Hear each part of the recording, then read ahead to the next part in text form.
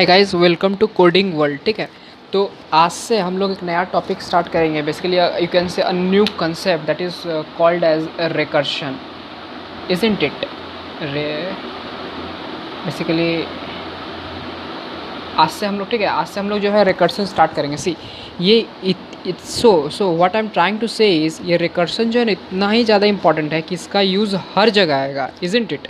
इसका यूज़ सबसे ज़्यादा यूज़ तो इसका ग्राफ में आएगा। ठीक है, जब हम लोग DFS ट्रेवर्सल्स देखेंगे, tree data structure. See what I am trying to say, जो ट्री डेटा स्ट्रक्चर है ना, जैसे tree, there are different kinds of tree traversal, जैसे pre order, in order, post order traversals. वहाँ पर हम लोग रिकर्सन का सबसे ज़्यादा यूज़ तो यहीं पे आएगा।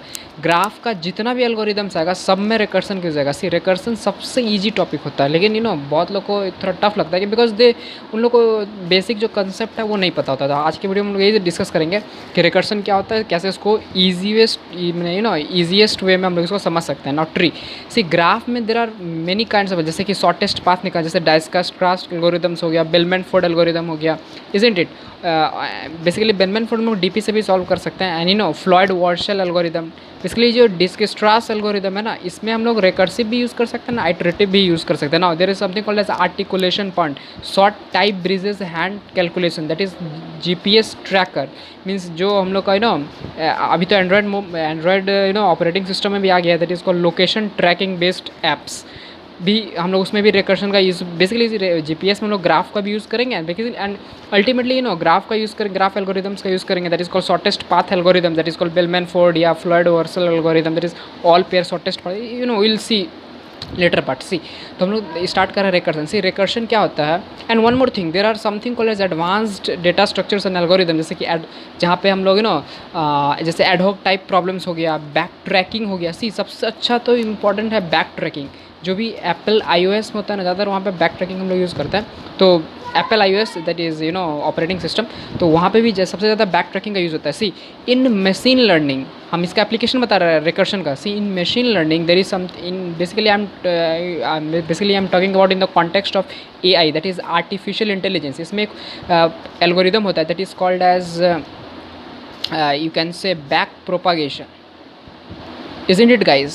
Back propagation. सी ये क्या है बैक प्रोपागेशन? हम लोग एक प्लेलिस्ट, सेपरेट प्लेलिस्ट बनेगा जहाँ पे machine learning will be more focusing only on that is artificial intelligence in the context of machine learning. There I have discussed only back propagation technique and it is fully based on recursion. तो आप देख सकते हैं कि recursion इतना ही ज़्यादा important topic है, इसको समझना बहुत ज़्यादा जरूरी होता है। It is one of the you can say easiest topic and one of the very scoring topic. Now let's start recursion. See recursion क्या होता है?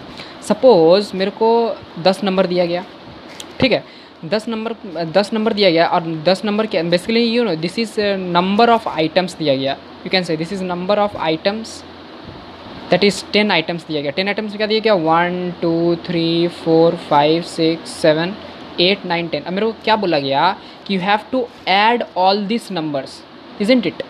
Anyway it is called the sum of n natural numbers. Anyway okay, खैर हम लोग उसके बारे में भी बात करेंगे। बस बेसिकली हम बेसिक समझाना चाह रहे हैं क्या, अगर सपोज हमको ऐड करना है, हम कैसे कैसे कर सकते हैं।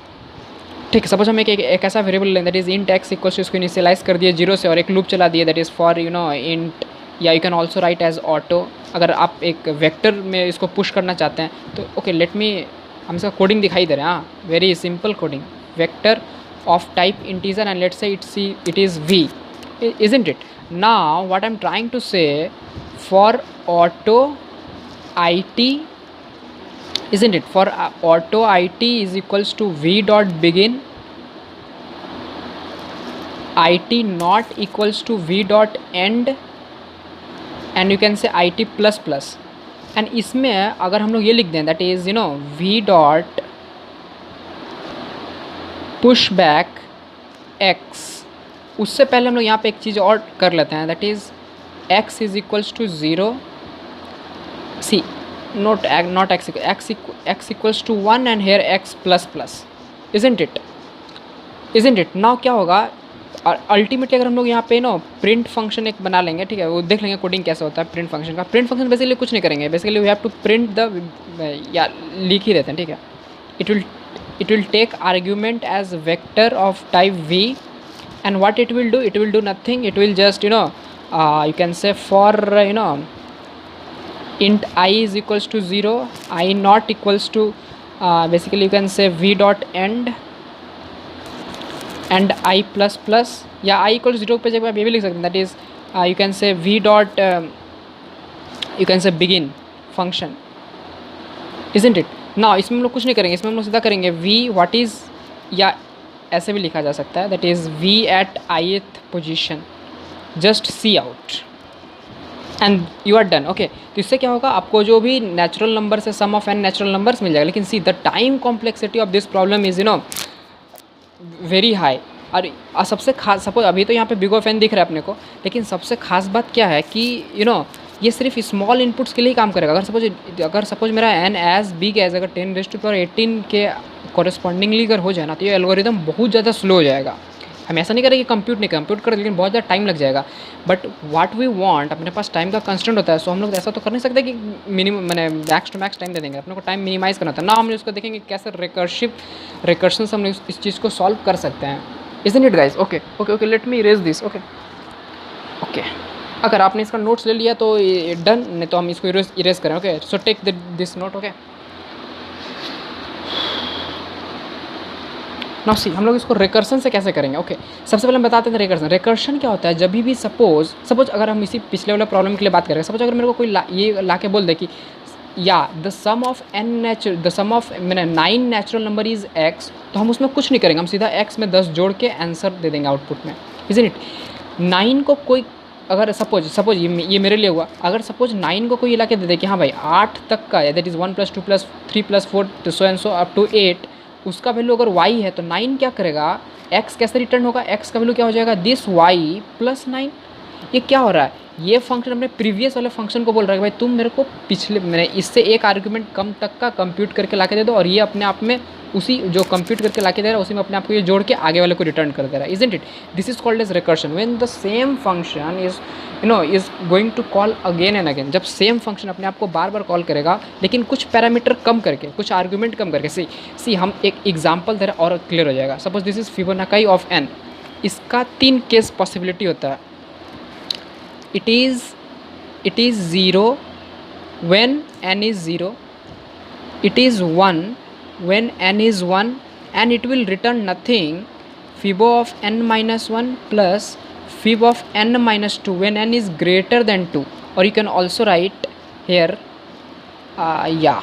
n is greater than equal to 2, isn't it? Suppose अगर हमको कोई बोले fib of 2, तो हम क्या देखेंगे, अगर 0 से स्टार्ट करेंगे तो पहले 0 आएगा, फिर 1 आएगा, isn't it? 0 + 1 1 आएगा, एंड 1 + 1 2 आएगा।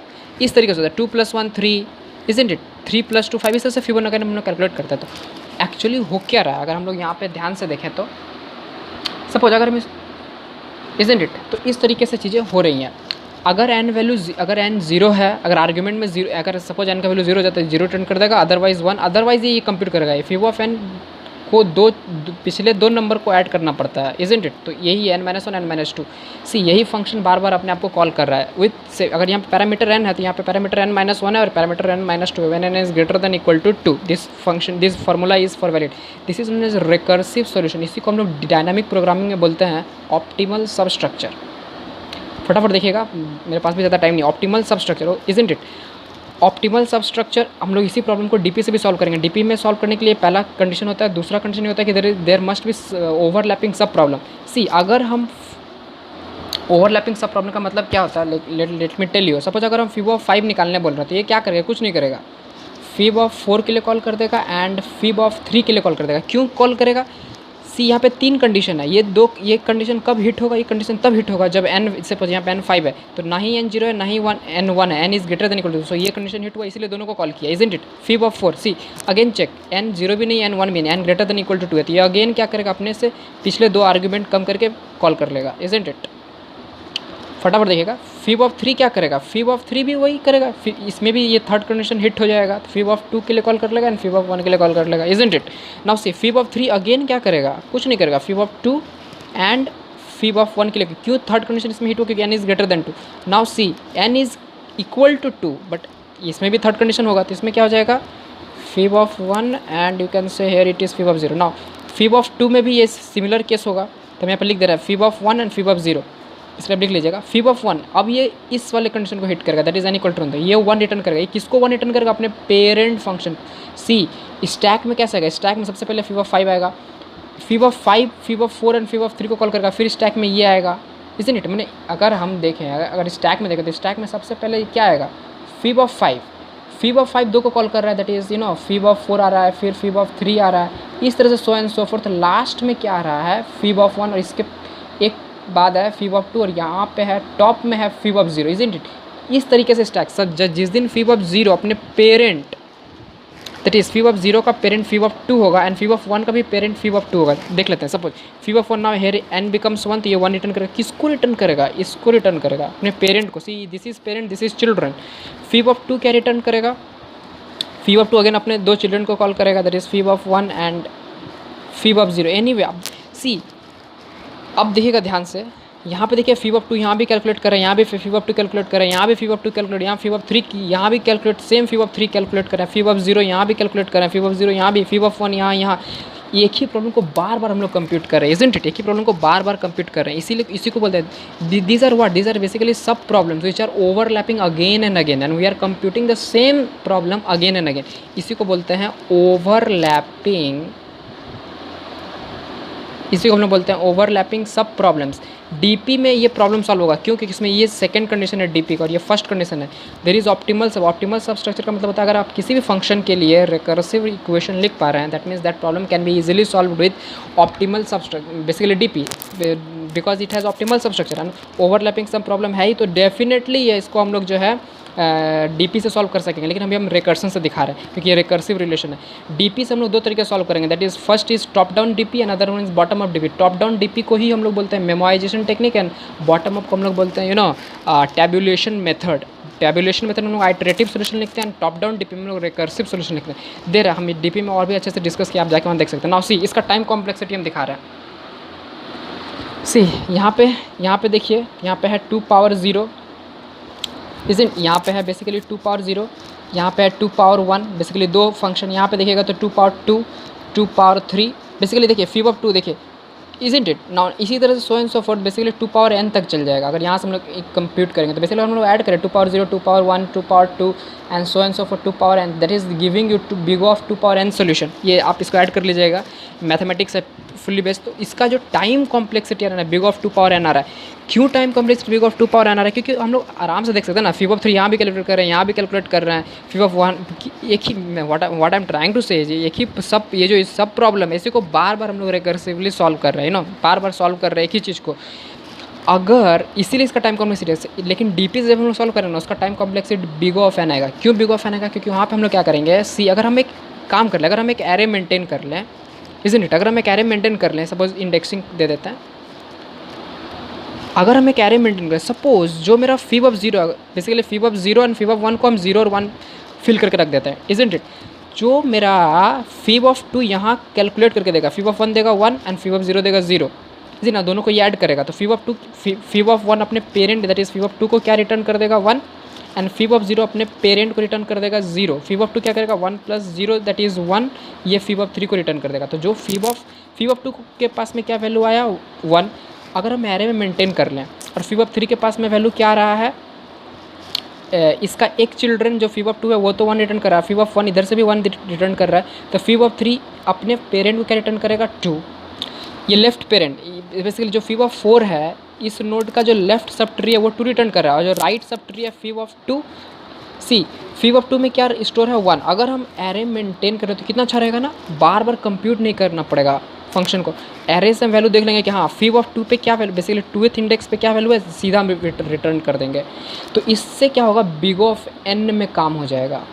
इसीलिए हम लोग डीपी यूज़ करते हैं, वहाँ पे हम लोग एक विजिटेड एरे बोल के मेंटेन करेंगे। एनीवे हम लोग वहाँ पे देख लेंगे कैसे और क्या क्या मेंटेन करेंगे, ठीक है, इस तरीके से होता है, इसलिए इसका टाइम कॉम्प्लेक्सिटी आता है। एंड सी फीब ऑफ 2 क्या रिटर्न कर रहा है 1, तो फीब ऑफ 4 क्या रिटर्न करेगा 2 + 1 3, ये इसको 3 रिटर्न कर देगा, किसी ने हम दिखा दे रहा है। सी अब यहाँ देखिए, इसमें देख लेता है, फीब ऑफ 2 क्या रिटर्न कर रहा है, फीब ऑफ 2 1 रिटर्न कर रहा है, तो ये इसको 1 रिटर्न करेगा। फीब ऑफ 1 क्या रिटर्न करेगा 1 रिटर्न करेगा, ये 1, तो 1 + 1 2 होता है। तो फीब ऑफ 3 जो कि फीब ऑफ 5 का राइट सब ट्री है वो उसको क्या रिटर्न करेगा 2, तो फीब ऑफ 5 क्या रिटर्न करेगा 3 + 2 5। इस तरीके से स्टैक होता है। पहले फीब ऑफ 0 फीब ऑफ 2 को रिटर्न किया, फिर फीब ऑफ 1 fib2 को रिटर्न करेगा, फिर fib2 जो है fib3 को रिटर्न करेगा, इजंट इट, इस तरीके से होगा। लास्ट में जो है fib5 रिटर्न करेगा जो भी इसको कॉल करेगा, दैट इज़ मेन फंक्शन में जो भी इसको कॉलिंग फंक्शन रहेगा दैट इज़ वो इसको रिटर्न कर देगा। और इस तरह से स्टैक एम्प्टी होगा। स्टैक में इस तरीके से ऑपरेशन होता है, इजंट इट। तो आप देख सकते हैं रिकर्शन कैसे यूज़ कर रहा है। कंट्रोल यहाँ से यहाँ जा रहा है, फिर fib4 से fib3 2 पे जा रहा है, फिर fib3 से 2 1 पे जा रहा है, और कैसे कैसे वैल्यू रिटर्न हो रहा है। ये this is 2 conditions are called as base cases. ठीक, बेस केस लिखना जरूरी है। अगर बेस केस नहीं लिखेंगे तो जब भी n 0 हो जाएगा और n 1 हो जाएगा, उसको पता ही नहीं है कि करना क्या हो, तो आगे कॉल करते रहेगा, that is called infinite recursion.